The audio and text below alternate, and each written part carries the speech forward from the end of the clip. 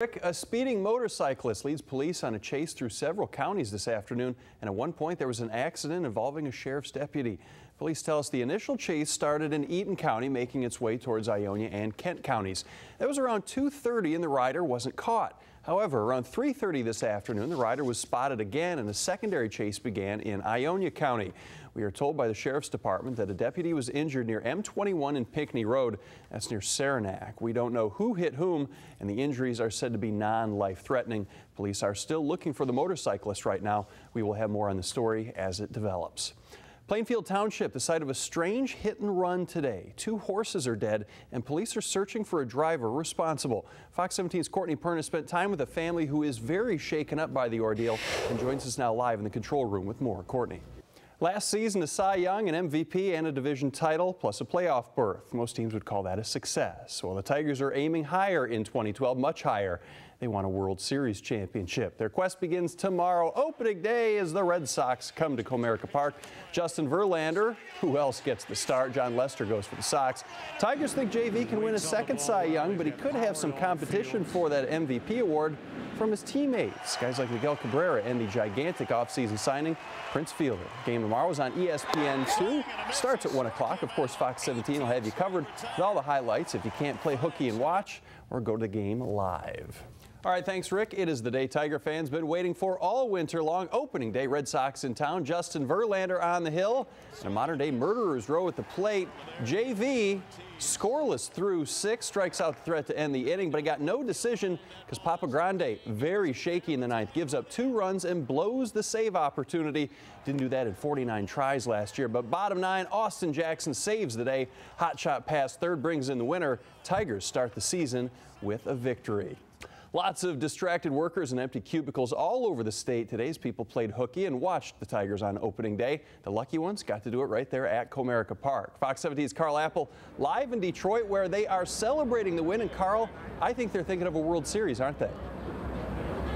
They are. You know, Tim, listening to you do those highlights, it kind of sounded like the old days. I like the sound of that. 2 people have lost their home after a smoky fire in a Wyoming apartment building this morning. It happened at the Stonegate complex. A resident says he called 911 when he smelled smoke and felt his apartment getting warmer around 4:30 a.m. The Wyoming Fire Department says the bathroom exhaust fan in the upstairs apartment unit is to blame. Crews put a fire out in the attic and continued to pull insulation out afterwards. Now, the resident said he put a smaller fire from an exhaust fan out Sunday afternoon, but didn't call 911. No one was hurt in either incident, and fire department officials say even if you can put a fire out yourself, you should always call them just to be safe. Thanks, Leanne. A couple of big pot busts in South Haven, multiple people arrested, and a lot of jokes being made about some of the products that police uncovered. The Van Buren County Narcotics Unit executed a search warrant at TLC Services on Kalamazoo Street around 12:30 yesterday. Detectives say a variety of marijuana products were seized. They had unique names, things like Mega Cheese, Creme Caramel, and Green Crack. They also found packaging and labeling materials, scales, business records, and computers, along with $4,000. During the investigation, 3 people were arrested, including a 46-year-old and a 54-year-old, both men from South Haven, and a 44-year-old man from Coloma. Names have not been released. Police also made 2 other arrests in South Haven after investigation led them to a suspected grow facility on a 13,000 block of M140 highway. Search warrant in hand, police went in around 4:30 and found several grow rooms inside a pole barn at the residence. 219 marijuana plants were taken along with grow lights, a ventilation system, water filtration system, and surveillance gear.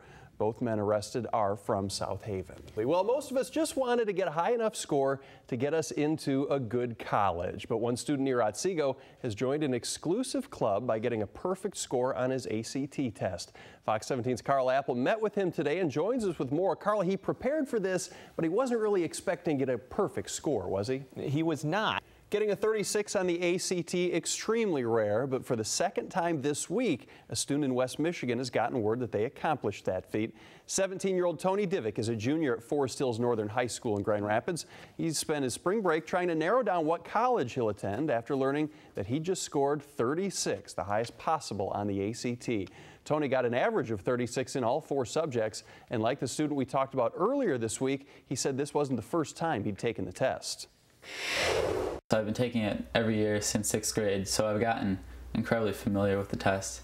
And I think that was a big plus because I just got so used to taking it, it wasn't as big of a deal. When asked if he had any advice for those looking to achieve the same thing in the future, Divick says repetition is key. And our #1 story trending on Fox17online.com, if you're zipping to Vegas or Florida on Allegiant Airlines, you might need a little more cash in your budget. Starting today, the low-fare carrier charging to use the overhead compartment. Cost between $10 and $35. Those prices vary by route and change depending on when you pay for them ahead of time or at the airport. Allegiant joins Spirit Airlines as the second U.S. carrier to charge for carry-on bags. In April 2010, Spirit announced charges from $20 to $45 for bags stored overhead.